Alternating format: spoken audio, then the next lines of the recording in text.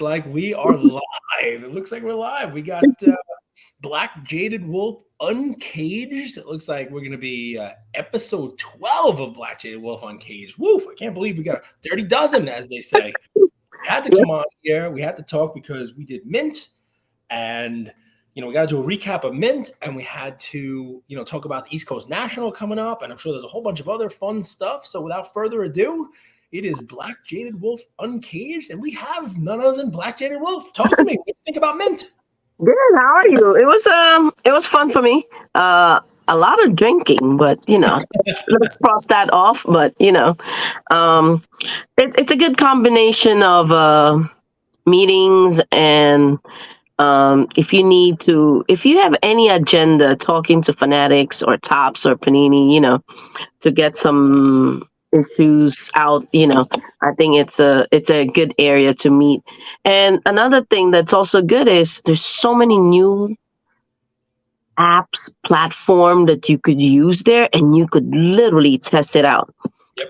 I was so excited with some of the stuff that could improve my business, some of the new apps, and I don't always talk about them until I test them out. I always tell those company, if I use them and I love them, people will know, because it's how I usually do it. I have to be using it and I have to be tested first. I will test it first, then you will kind of hear feedback about it. So there's a lot of those. So excited about two apps that I know will change my business. Yeah. And then also the second thing. Come on, name them. Which apps? You're not getting paid. No, you're not. Okay, all right. Not yet. All right. Well, listen, you got to test them out and make sure they're still using. Yes. I will say this. We talk about Mint. I talked about it on the Sports Card Nonsense show, and there were some companies there that I'd never even heard of before. Yeah. It's cool to see that still happening, even though from the outside looking in, it looked like we've hit a bubble. We've hit this big boom cycle, and companies are leaving. It was fun to go out there and see other companies, read about companies getting financing and building better mousetraps. Not every one of these companies is going to survive. Not every one of these companies is going to thrive, but the competition 100%. amongst them is going, whatever does survive, whatever is created, competition amongst the companies is going to create, I believe, a better product for the consumers. 100%. And some of the people that are working on these products are true collectors. The people that are backing these apps are actually people that knows some of the issue that they go through if they have list cards, and they make it so easy to list cards now and stuff like that. It's great for stores, I think. It's one of the company falls under the Collects X app, basically. Yep. It's part of their listing program, and I know eBay have something that's about to something like that they're about to launch too, and whatnot. Sleepless in virtual reality. It's Sleepless in the metaverse. He's there. He's got like remote controls, and he's doing his thing. And a lot of things, yes. And whatnot also had like some big changes the past 2 weeks that makes listings so amazing. So he was trying to get me to do pull-ups. That was what was going on there. Oh my God. I don't know if you heard all the pull-ups stories, but my booth was literally in front of the pull-ups people. If you're 300 pounds, I know you want to try it, but know that everybody is recording. I just want you to know. Exactly right. So one guy fell like after 5 seconds, and I don't know how he feels after. But he tried. Okay. That's why I'm laughing, because he was okay. He stood up and he said he's okay. So fell off after 5 seconds. I can't even do 5 seconds. No, good for that. But listen, that it still had that carnival type of atmosphere. From a show perspective, you do all right. You sell some stuff. So that's the fascinating thing about the show. I'm going to be honest with you, because it was a 2-prong goal I have there, meeting people. And to me, by the time I start the show, my goal on the other side is all checked off, So it was great. So now I just got to sell some and buy some cards. So what I'm happy about is there's actually true collectors that came to the show. There were kids. I've never seen so many father and son tandem that ever came to a show. Came up to me, said, I saw you in YouTube type of thing. I saw you in Cage. And last episode we recorded that. Oh, if you ever see us in Mint, come up and say hi. Say I hi. had a bunch of those people that did, which is great. um so there were father and son that were collecting together, investing together, whatever you want to call it, but they're doing it together, which was great.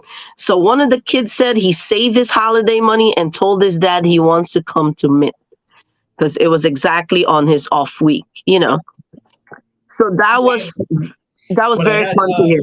In-N-Out Burger for the second time in my life, it was a dinner and then a lunch the day after because people I posted about it and people were they explained to me what I should order. So the second time so much better. But I'm sitting there and we're sitting next to a father and son from Kansas Yep. City who they said, oh, they got to meet Jeff Wilson, but they need to meet Sharon. They need to meet Black Jaded Wolf. He had your sticker on their case. Really? This is what he Oh. asked. This is what he asked his dad to do for his birthday. They did like a 10th birthday, a 13th birthday. They had brothers. Yep. One went to New York City and one went Mhm. to, this was the Mint trip, and they had fun. They got to meet Jeff Wilson and they wanted to meet you. They could care Mhm. less about me until I gave them a Beckett gift card and they were able to try Beckett out for free, which is cool. I had a little birthday present for the kid. But I said, go find Black J Wolf and tell her Cage said to sell you something cheap. Like, She didn't tell me that part. If he would have, he would have pulled a Cage coupon too in Black Jada Wolf table, but he didn't use that. he was a nice kid. Yeah, he was wearing the Memphis jersey. I think he Yeah, told the me. John Morant jersey. Yep. Yep, And he was a nice kid. The Mhm. DCI grading guys, DCI was there. They showed me a slab. Yep. First time I had seen a DCI slab, and they're like, "You want a card with a slab in it? You can take a look at it." And I'm like, "Sure, I'll take a look, 100%." And what do you think they gave me? They gave me one of those John Morant cards with the big-headed John Morant. What are they called? Oh yes. Mhm. Right? So I saw the kid, and I'm like, "Happy birthday, kid, from your friends over at DCI." It's a John. You're wearing a John jersey. Why the hell not? Right? So That's it was, cool. Mhm. fun stuff. So there was a lot of those. I also have a lot of international buyers that came by my table, which is very refreshing. There wasn't a lot of not that they're not good. It's just that, a different atmosphere. It's like when you go to Dallas, a lot of people that just want to buy a card here and flip it on the next table, which is good because they're still consuming from you and, whatever people in the room. There's just a little bit less of those because there's also Chantilly going on that weekend, which half my team was at. So, but there were more true collectors. I have a couple of deals done with international buyers and stuff like that. They were buying non-sport. They were buying Pokemon. They were buying sports card. I have one guy's like, "Oh, how much is that card?" 4K. He literally just put 4K out and left my table. So, which is good. Wow. So No haggle, no, that's it. It's like buying a Saturn. Here's the mhm. price. Done. That's Yeah. pretty cool. I mean, I definitely heard a lot of good stories from people at Mint. I heard CSA was a good show too. I heard Chantilly was a good show. Did you Yeah. have a good time? At Chantilly? Chantilly was your typical. A lot of people, a lot of things going on. My team said they did well. The traffic was good. A lot of Yeah. autograph signers. Yep, a lot of autograph signing. So that kind of, so sometimes as a dealer you got to separate that because we have nothing to do with the autograph people. But Chantilly does a very good job in calling numbers that so people walk around first, and it makes the room nice, and just in case they want to buy something too, it's not just they go into the show and then just line up for hours and not even walk the room. Right. So that's a good job that Joe does. So. Do a good job queuing it up. That way people know I have an hour. I have a half hour. I can walk around. I can look. I can Yep. browse. I can buy some wax. I can do some stuff. Mhm. It's good. It's a good Mhm. lesson learned for people who are trying to also queue up autograph folks. But you do want them foot traffic in the show too. It's better for your dealers. You Yep. have these guys Mhm. there to go meet the players. But if they have an hour to kill, why not kill it browsing? Yeah. The cards that are on the table. So I want to talk about East Coast National coming up this weekend. And then I want to go back to, we can't, get off of Mint without talking about kind of like what happened at Mint and, get into Beckett. Paige, sorry. Yeah. Can I cut a second? I have a very urgent text from Marino. Go Can ahead. you? Just Oh, 1 minute. it can't Sorry. be urgent text from Marino. It can't be that I urgent. Yeah, you should just mean, we'll bring him in. Tell him sorry. I'll invite him. No, Set him no. up. He sent an Uber to pick up his PSA order, and I need to pick up. All Give right, me guys, one do your second. thing. Do your thing, 100%. Okay. So while waiting for Sharon to come back in and and talk about East Coast National, it is a Hofstra show. We've done these before. She sets up at the table, different show, typical Northeast kind of show where there's autograph guys. They have like Jets there or Islanders there and that kind of stuff. And also, a little bit of vintage slant. You don't see as many modern cards there. Some people set up and have modern stuff, but it's got a lot of the standard, old baseball card vibe. A lot of the same dealers. A couple people who set up and do wax at the show. I do want to talk to Sharon. There was one local dealer from out here who told me he's not even setting up at the show anymore. I guess he can't, he doesn't want to set up there, and he's just going to stay at his store, and he's not getting as much inventory as he previously was getting, which is an interesting thing, right? So I wanted to talk about that. And while Sharon's not here, I'm going to cue her up.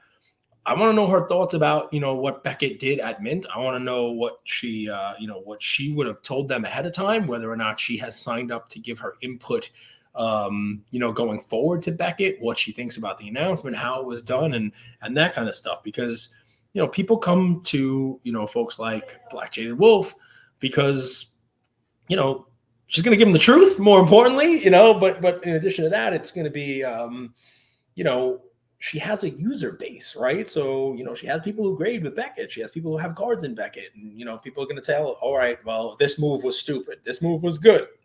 This move shouldn't have been done. And I'm curious to hear, where she stands on that. On Mint, I will tell you guys, as you're tuned in now, one of the stories that I heard over and over again from different dealers were that the foot traffic was great. And that people out there, they were willing to pay, just like Sharon just said, they were willing to pay, ask price. They're willing to pay for, for cards. People were talking, I talked to, folks who had cards out, and people were offering comps, close to comps, at comps, for cards. And, that's the first time a lot of these dealers had seen that in a while. My favorite story from this is, a UFC guy who I've known for a long time set up a table there, and not only was he selling UFC cards and selling MMA cards, but I looked at everybody's table. I was looking for Goonies cards. Unfortunately, my guys from House of Cards, I guess I cleaned out all of the Goonie autos that were out there. But he was set up a table. This MMA collector set up a table, and he had on the corner of it, he had a Bernie Sanders card in the corner for like $20, $25. And I'm looking at it, I'm like, wow, look at that. I remember that card. Like, they printed 1 billion of these things. They made this Bernie Sanders card. And he's like, it's been my bestseller. I buy these for like a couple of dollars. They're in slabs. They're not in slabs. Everybody who comes to the table does exactly what you just did, Cage. They look at the stuff. They look at the UFC stuff. They look at some of the modern bands, and they see, oh, I need to have that. And they buy it, $20, $25. He says, I came with a stack of them, and I sold every one of them. And I guess it's part of what we talk about here, right? We talk about, like, you have to know your show. Dallas is a repack show. The Chantilly show and the Philly shows are, they're vintage, they're autograph shows. They have a different kind of vibe to them. So how you prepare for those shows is different. And this is more West Coast. This is, Vegas proper, and California or Bernie Sanders territory. You know what I mean? So he was like, oh, people were like, oh, wow, that's cool. I'll show that at my next dinner party, or my friend would love this. I'm going to buy this for my friend who I work with. And he just, so I couldn't stack them fast enough. He's like, I wish I wrote 100 more.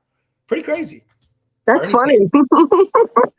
So, how are you prepping for the East Coast National? And did you avoid a national disaster with Marino? Did you avoid it? Is everything handled now okay with his cards?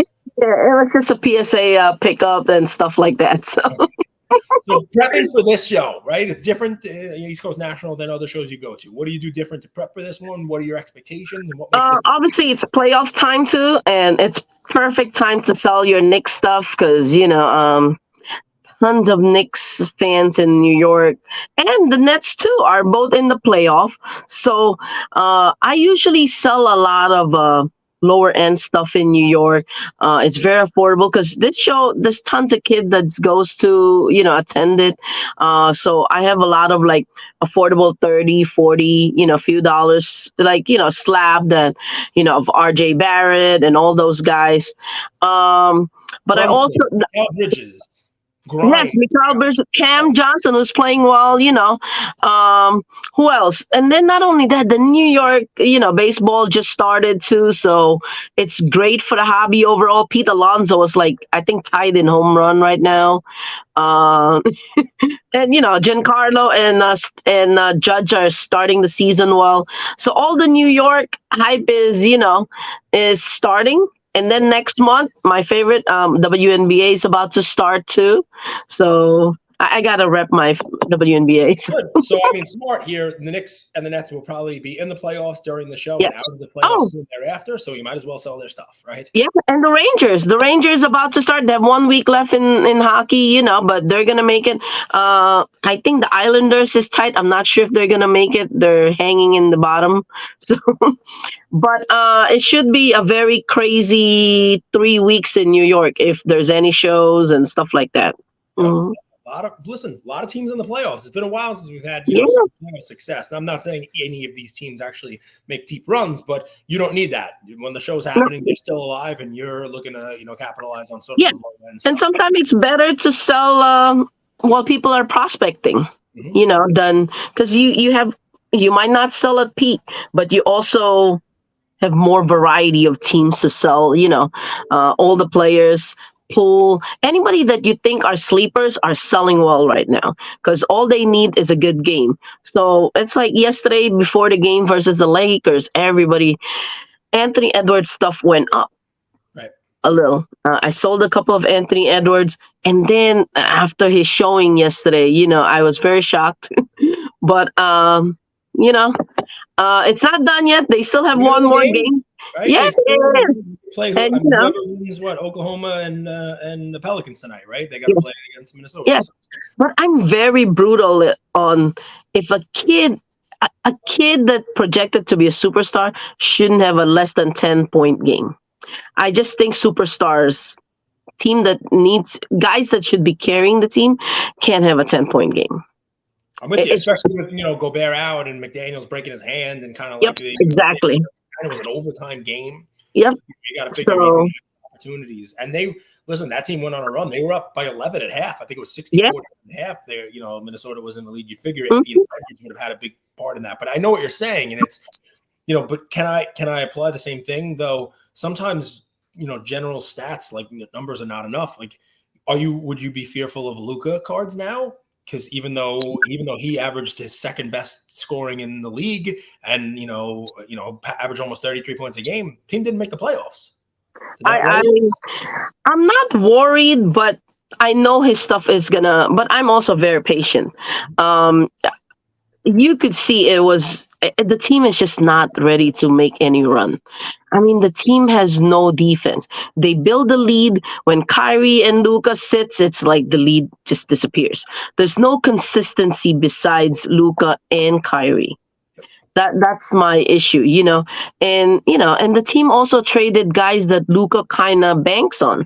Yeah. I mean, Dorian Smith is one of the guys that Luca knows that he could slack off a little on defense because Dorian has his back. Now he has no support, and he's basically naked when it comes to defense. And Kyrie's not a great defender either.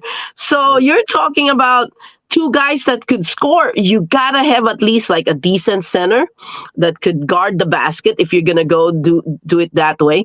They literally traded guys that could play some defense, And to me, They don't that's need just a superstar. I mean, they need a star, but they need like a Jaren Jackson Jr. type yes. on that team. Somebody who's But going Jason to Jackson is playing like a star right now. So and so is like Evan Mobley, like that type of player. yes, You know what I mean? yes. Somebody who can rim protect, but also create some offense when they need it. Somebody who can, make up for some of the liabilities of the rest of the guys on defense. I'm with you 100%.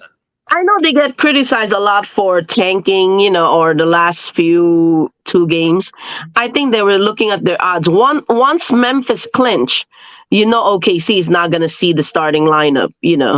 I think they went with the odds, and they're really upset that Brunson went to the Knicks, and they're like, "We're gonna lose, so the Knicks don't get this pick." So, I mean, and and that's what it is, right? I mean, it's a top 10 protected pick, right? And if they finish in that bottom 10, they have like almost an 80% chance of getting a top 10 pick. If it was the 11th exactly, pick, yeah. you get it. So, I So understand. they did, yeah.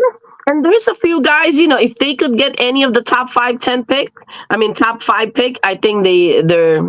It's a young guy. They could go for a defensive guy that cost them not a lot of money because their salary cap is not that great either. So, and I'm not sure Kyrie's resigning and who's going to be available. So, All right. So, speaking of teams tanking, talk to me about Beckett. Beckett.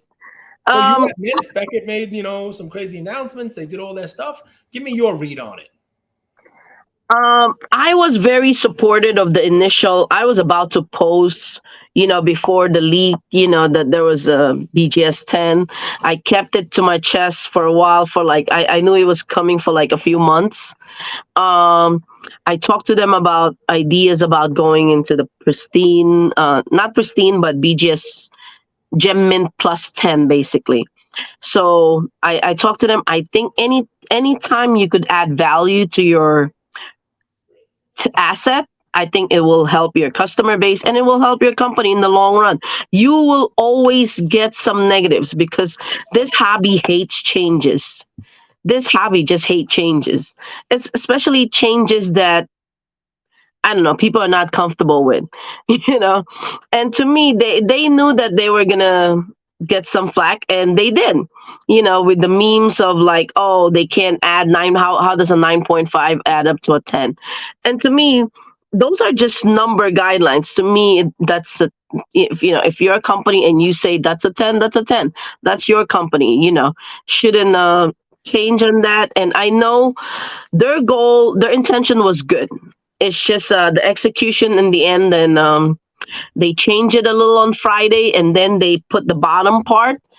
Mhm. True gem becomes like a mint plus, and I thought that was a bad.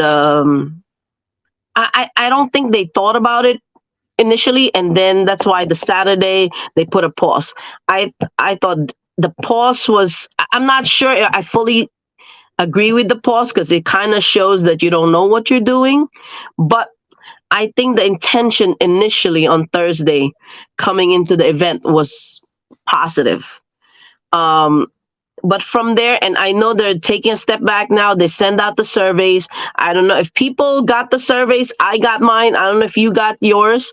Fill it out, put as much comment on it, and let's see where they go from there. I mean, listen, on the positive, they're listening to people.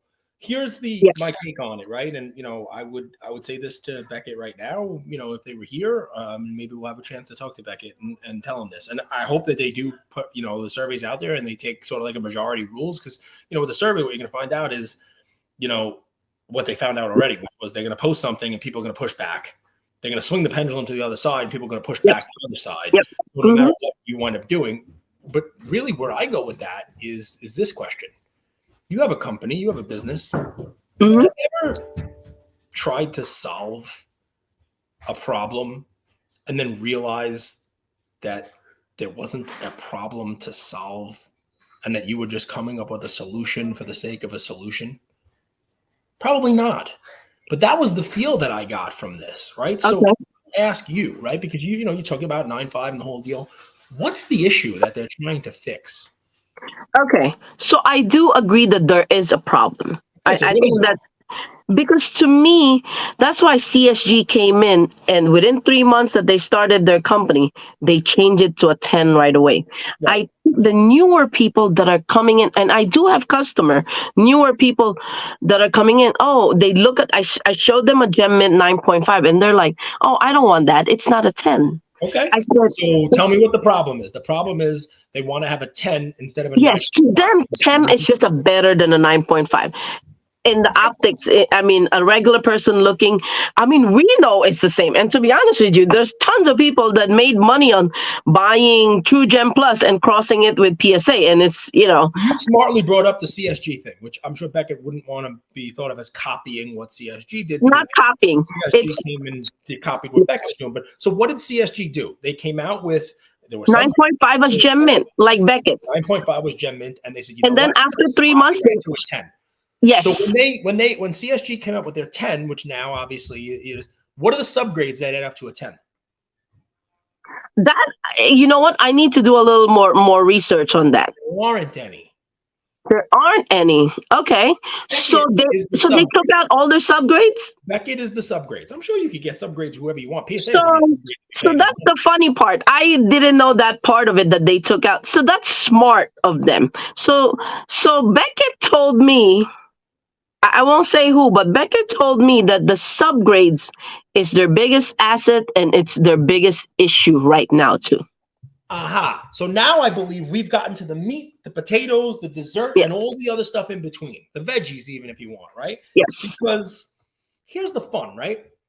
The problem, and you have very eloquently pointed out what the problem is, a 9.5 is not a 10. Very easy. Very easy. So how do you fix that? The fix is you need a 10 and not a 9.5. Yeah. But Beckett, I do believe that one of the most valuable things that Beckett brings to the equation from a grading standpoint It's a subgrade. legacy brand, and for what they do, it provides credibility to the grading, is the subgrades. It lets you know, all right, that PSA 9, the reason it got a PSA 9 instead of a 10 is, I have no idea, because PSA is not telling me.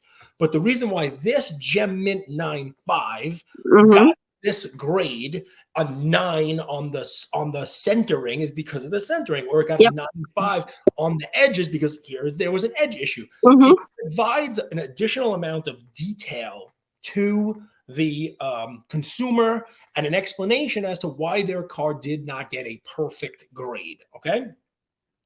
Now, the problem you were solving for, let's go back to it, is the new people who come into your store don't want a 9.5, they want a 10.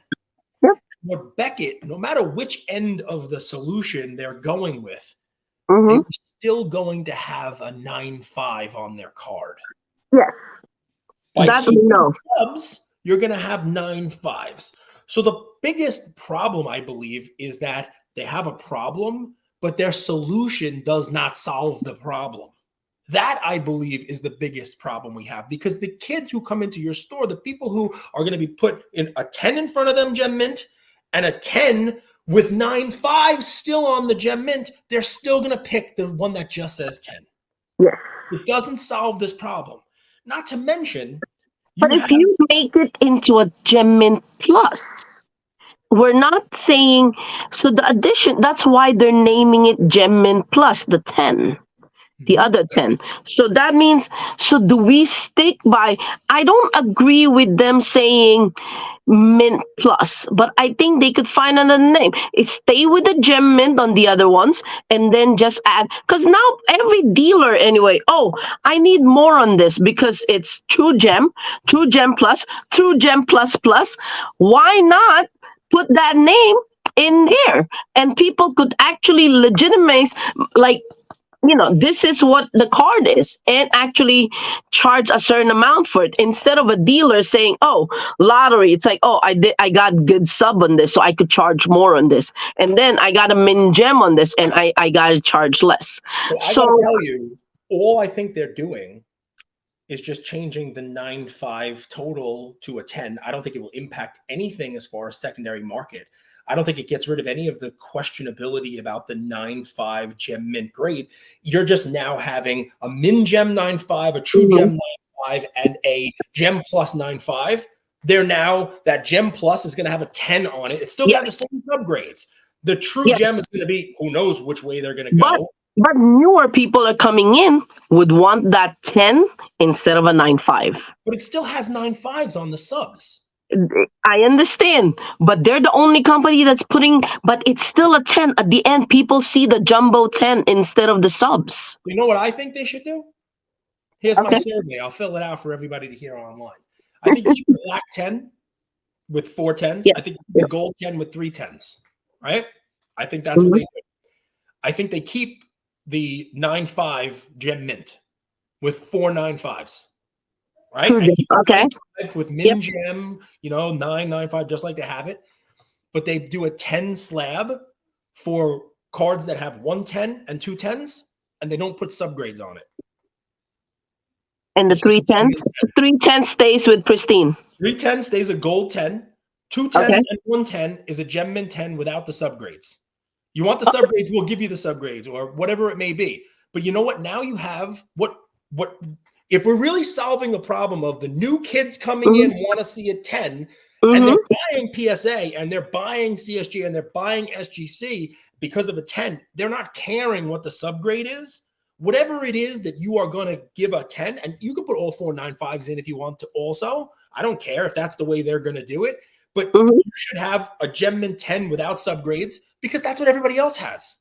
Yeah. And people will wonder did it have 110? Was it the edges that did it? Was it this? People are wondering with every other grading company. And you know what that does? Now you have 3 levels of 10. You have a pristine, perfect black label 10. You have a pristine gold that's one hair away. And then you have Yep. the other 10 that's the same as a PSA 10. Yep. We don't know what subgrade it was, but it's a 10.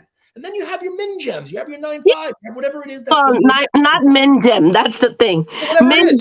gem. Yes, min gem. Yes. Whatever you want Not. to call Yeah. it. But Yes. I believe the problem they have, and you listen, why I love talking to you is you hit it right on the head with one sentence. Their biggest asset also becomes their biggest liability. Yes. The fact that their subgrades are on a card is a great selling point. It tells people more about a card than any other grading company is telling Yep. about the card. But it also, in my opinion, is a huge liability because it holds back from them Yep. solving the problem that we think they have, which is appealing to the younger generation who, for lack of a Yes. better way of saying it, does not give a crap about those subgrades. They just want to see Exactly. that's Yes. the problem. And unless they're willing to do something like that, they're going to be stuck in we need the subgrades. And by the way, a 9.5 is a 10. Please keep shouting that to everyone who's not listening. A 9.5 is really a 10. What? You need to get if you're going to have a 10, you need to get the 9.5 off the slab. So I'm okay with that, but let me tell you, sometimes BGS without the subgrades sells less than the one with the subgrades. I'm sure So it if does. you put a 10, but it's automatically, we actually know that there's 1 or 2 10s in it. See? So See, so you because of the way you're doing it, because of the stratification on it, right? You have the black 10, which is 4 10s, the gold 10, which is 3 10s and 1 9.5, right? mhm. The 10, you're going to have a 9.5, whatever that is. Yeah, it's 9.5 already. 9.5. Everything in between, you know what it is. It was either a 210, a 110. So do we call that gem mint plus That's your 10? gem mint card. That's your gem mint card. That's your 10, gem mint 10. And then maybe you have a gem mint 9.5. I don't care. The point is the difficulty of this, why it became such an explosion. But they would get an attack if there's 2 card named gem mint. So then they have to come up with another name for it. Yes. You know what I mean? Or whatever it may be, a gem mint 10. The point is the nuance is there. Yes, you have to come up with another name. You have to do this. Unless they're willing to basically say their 9.5s are really 10s, which is what they're saying, by the way. 9.5 is a gem mint card. Their 9.5 is really a 10 in everybody else's grading schedule. The problem is nobody wants to hear that, right? So you have people who are grading their cards in-house saying a 9.5 is a gem mint card. Okay, but people are not paying gem mint prices for a 9.5.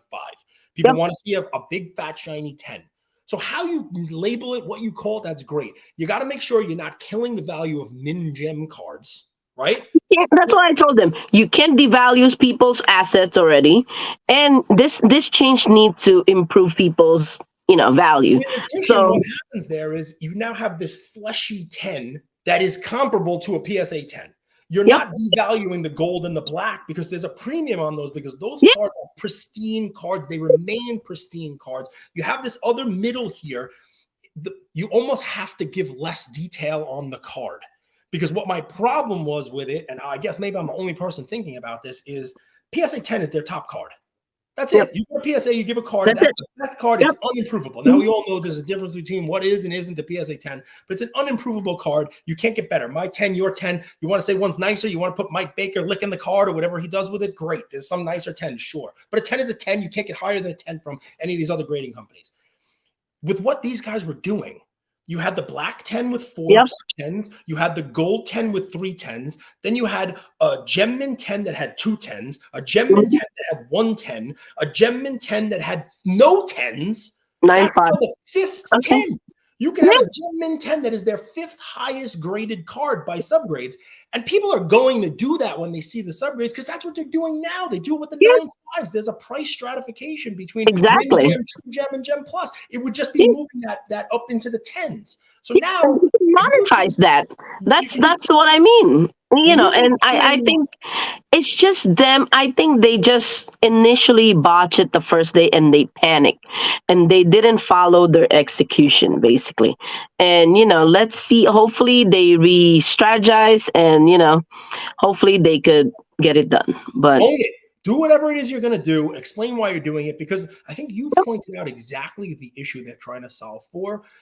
And it's a difficult one, right? Because you want to bring in the new generation of collectors, the same people that Fanatics is going after, the same people that a nice, easy 1 through 10 scale is easy. But you also don't want to kill the legacy brand, the subgrades which have value, and the people who have paid a premium for Gem Mint 9.5s over a PSA Mint 9, right? You don't want to turn that 9.5 into a 9. You don't want to do it because now what you're going to have is you run the risk of not getting the new people. Because you have a 10 that really says 9.5 all over it, and they're not coming anyway because it still looks like a lesser and inferior card to something that just has 10 on it. And at the same time, for math people too, it's like Spinachon said, you know, that just don't make sense in his head, you know, and I understand that. But you run the risk of somehow messing it up for everyone. Right? You don't get the new people, and you also piss off the people who were Beckett loyalists, who were paying a premium for a Gem Mint 9.5 and liked the subgrades and liked having the additional detail to know why their card was graded the way it was graded. You wind up coming up with a solution that doesn't hit either of them. Yep, exactly. So that's what happened on Friday, and they got, I think they said in the first 28 hours in their post, they got 50,000. 90% all negatives. So, you know, they definitely were the news. But the thing about it is, and let's hope we can put a bow on it here, right? They came to you and they said, "What are we doing?" And they're asking for your feedback. They're asking for my. But more importantly, now, I think what we can say is they're using this as a learning experience, as an opportunity to get closer with the collecting community, closer with the people who are going to be using that brand, the people who fill out these surveys. Nobody else is asking, from a grading company standpoint, your opinion.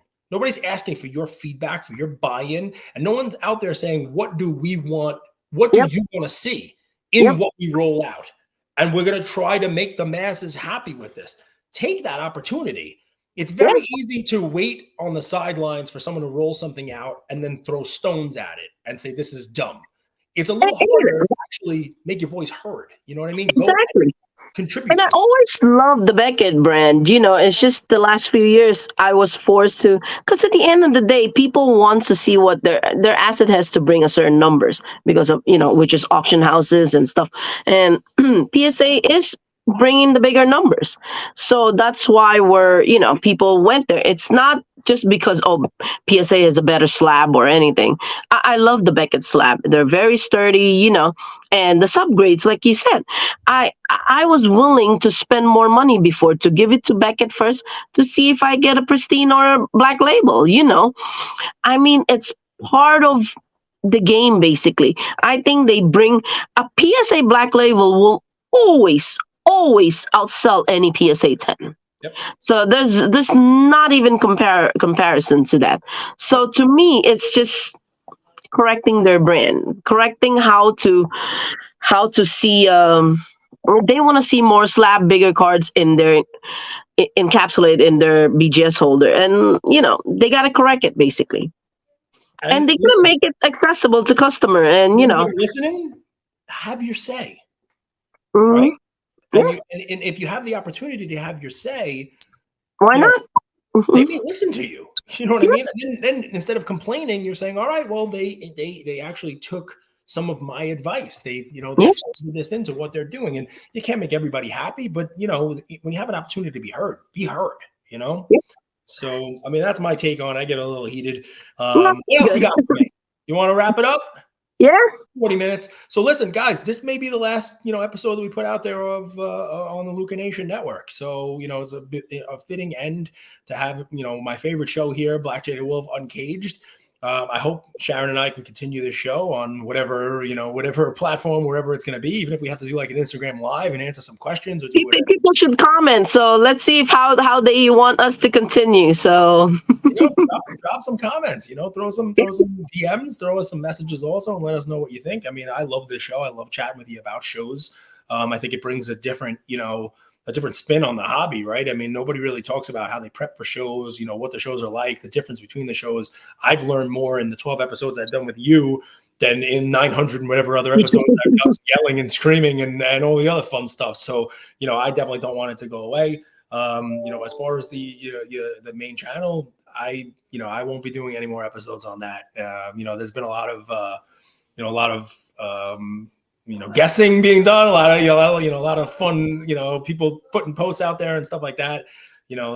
Things just come to an end, things run their course, and this one has. If anybody wants more details or has questions, please, you can send me a message. I've been answering them as we go, but I do hope to continue recording with you, young lady. yeah, definitely. I love what we talk about. I love the content mostly and the positive review that people come up with, and I love it that people gain something from it. It's not just us having fun talking. That's obviously a part of it, but I love that people actually learn something from it. I'm a little sad that it could be our last, but we'll try to find another way. We'll find the way. We'll find the way. We'll find another home. So whoever wants us. I'm unwanted. Some people play hard to get. I play hard to want. It's kind of the way it works. Listen. Oh, you don't think I play hard to get? It took me so long to start a podcast. It's true. And then look what happens. 12 episodes and you've ruined the whole thing. Sorry. It's her fault. No, I'm just playing. Listen, thank you very much. Thanks for, jumping on and recording with me. And we'll talk to you guys soon. Bye.